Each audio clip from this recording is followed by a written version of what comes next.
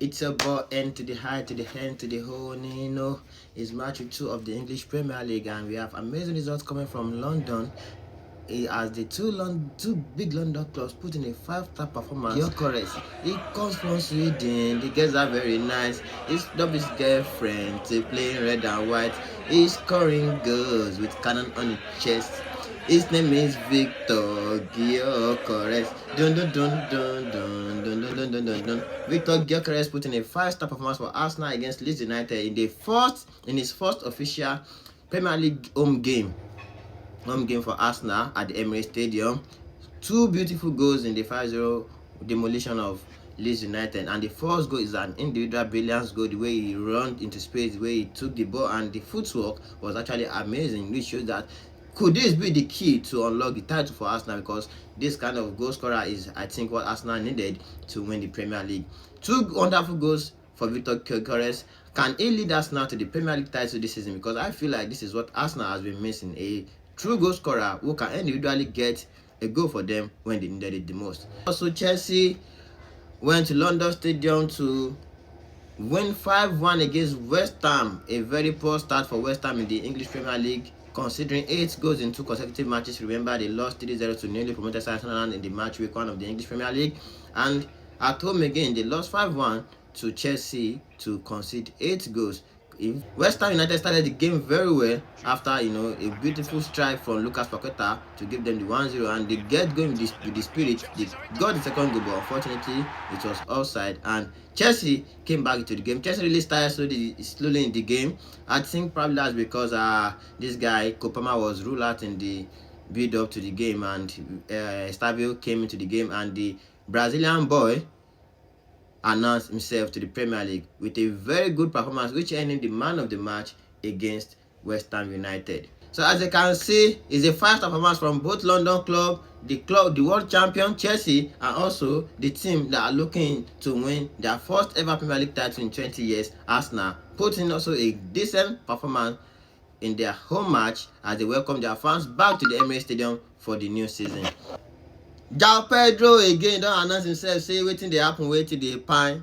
The guy is a very brilliant signing for Chelsea. This is what Chelsea actually needed. This is what actually make Chelsea to put Nicholas Jackson up for sale, because look at the way he played behind Delap, and the way the boy combined with the players and get the goal for Chelsea. He scored his first Premier League goal for Chelsea against West Ham as well, and it was a very good performance from Chelsea players all rounder, from the front to the back line, and everyone put in a very decent performance despite going down 1-0 to West Ham after that beautiful strike from Lucas Paqueta. Also, results coming from other part of the country is where Bournemouth win at home against Wolves, Brentford win at home against Aston Villa, and Crystal Palace and Nottingham Forest play 1-1. And also another London club, I think this weekend is for London clubs, went to Manchester to defeat Manchester City at home. Tottenham Hotspur ran out 2-0 winner at the Etihad Stadium against the Pep Guardiola side in the Premier League. Guys, could this be another season to watch out for Tottenham Hotspur? This is their second win in a row under their new manager, who they brought in from Brentford. Manchester United, Manchester City, both unable to get maximum points this weekend, as Spurs went to Etihad to defeat Manchester United 2-0 at home. 2-0 for Spurs against Manchester City Pep Guardiola side. This is the second win for Tottenham in the league, which gives them 6 points as well.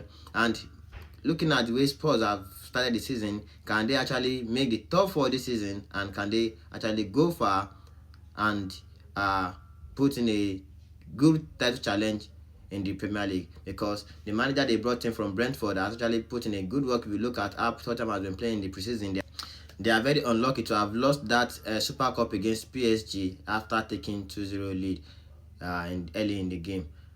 Also, what I'm actually particularly impressed with this season in the Premier League is that the teams in the Premier League season, they are approaching the season differently. Everybody has actually, I think almost all the team actually dumped the Pep Guardiola style of play, trying to play from the back, and I've seen a couple of teams that are playing different kind of ball games and different kind of pressing. Some teams are playing long balls, some teams are trying to play from the back, and so the other team from Manchester again, they don't start the way they finished last season. Manchester United. I'm sorry for saying that, but Manchester United don't start again as they finished last season. Manchester United unable to defeat Fulham at home. Bruno Fernandes with the opportunity to give Manchester United the lead from the spot kick, but boom! The ball has been traveling since yesterday. They couldn't find it at Fulham Craven Cottage. I think the ball has returned to Manchester to go and wait for Bruno Fernandes at their training ground ahead of their resumption on Monday to the training ground.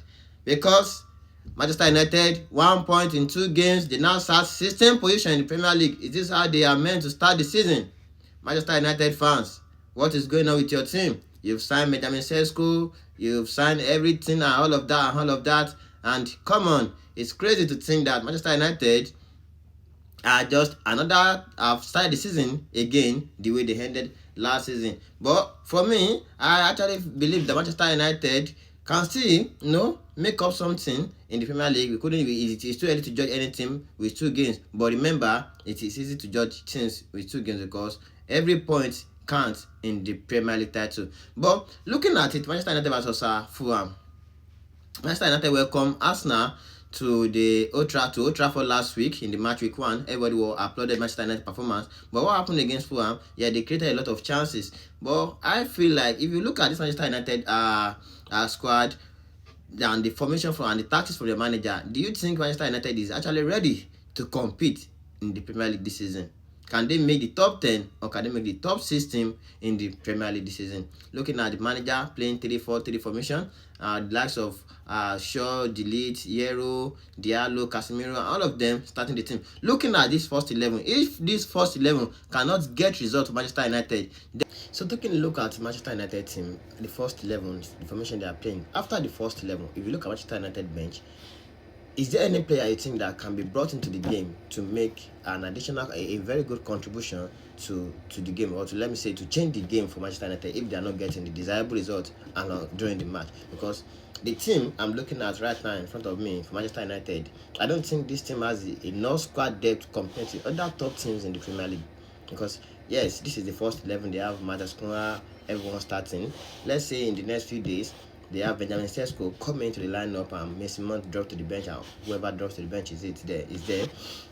Did you actually think Manchester United have enough squad depth in case it's not going right for them? Do they have anyone from where they can be brought into the game and can actually impact the game for them positively and grind out a result? Or do you think Manchester United need to bring back Jadon Sancho, Anthony, and Alexander Garnacho back to the team? Guys, it's up to Manchester United fans. What do you think Manchester United need to do before the end of the transfer window so that it can quickly change their season around? Or do you think these players you have are still the players you feel like they can actually take Manchester United they can actually help Manchester United compete for top 4 or top 6 in the Premier League? So even though everyone is expecting Manchester United to go into the transfer market to get some new players, can Manchester United actually bring in 1 or 2 players into the club before the transfer window closes in the final week of the transfer window? They have brought in 3 great signings to add to their forward line: Matheus Cunha, they have Benjamin Sesko, and they have the Brian Himbano. But how long can Ruben Amorim realize that the 3-4-3 is trying to play for Manchester United, or 5-3-2, I don't know how he plays it, but can actually work in the Premier League? And Manchester United fans, how long can you endure for Ruben Amorim in this your Manchester United team? Is Ruben Amorim the problem, or the quality of player he has with him are the problem for Manchester United? Because this season everybody expects Manchester United to put in the work, knowing fully well that the man had 6 months to study, to know whatever I wanted to do for the next season. Is there any excuse for Manchester United not to compete for the top 4 or top 6 in the English Premier League this season? So that's everything that happened over the weekend among the top teams. Manchester United draw 1-1 away to Fulham. Man City welcomed Spurs to the Etihad and lost 2-0. Chelsea, after starting slowing against West Ham, ran out 5-1 winner. And also Arsenal, the Gunners, win a comfortable 5-0 win over Leeds United, and they sit top of the English Premier League after match week 2.